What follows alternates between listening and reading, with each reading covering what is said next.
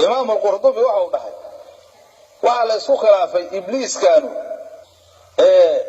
أولاد ميو إسكالية ما سواسي هذا إلهي باب القرآن كوشاقي إلهي باب القرآن كوشاقي سبحانه وتعالى أولاد إسكالية أو صلب إيسا إمام الشعب يالا ويدي مركا سو دحي نين عيا إيقاسو يالو دحي أو عودة إبليس ناق مقبا مركا ساو حانا يوري إن ذلك عصر لما شد فيانا يوري أنا وأروس أنا حاضرون الجوج هوا إبليس ملونا كو أروس أنا وما أرجعنا يوري مركا أساس لك بعد يا إلهي يقول كيس حصوصي أفتتخذونه وذريته أولياء من دوني آيات سيب صاد عذوري مركا سام وحانو قاعدو داي معناها عرور به الدولية هاي هذا ناقو قبا مركا سام بعد يا وركالي نينكو سي سودان اي كالي واسول لي هذول مركا سام ها ناقو ليهي عرورنا واقبا مجاهد وحو دا إبليس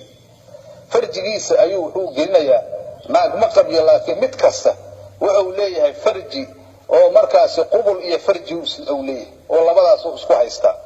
markaas uu waxa weey mar walba ayagu isdhex gelinaya shan ukumoodo oo markiiba soo tuuraya duriyadiisa meeshaas ay ka timaada culimada qaar waxay dhaheen fakhidkiisa ama bawdadiisa oo midigta ayaa dakar uu yaala bawdada kalentood qubula uu yaalo maartay qubulka haweenka uu yaala markaas uu labadaas uu isgelinaya markaas markiiba waxa ka soo baxaya 10 ukumood oo markaasi waxa weeye oo abaaliis marka halka ukun xataa waxay sii dhalaysaa 70 shaydaan iyo 70 shaydaanad oo rag iyo dumar marka halkaas uu buulay markaas ay duurayaan midka markaas uu weyn badan oo ibliisku awlaadiisa midka uu jecel yahay waa midka bani aadam ka fidnay marka warar badan jira culimada islaamka ay markaas ay ka hadleen laakiin waxa weeye ilaahi subhanahu wa ta'ala wuxuuna leeyahay afatattakhidunahu ma waxaad ka yeelanaysaan ibliis iyo duriyadiisa awliyaa xariir min duuni aniga ka soo wal xaalhum ayaguna lakum idinka aduun adaw idiin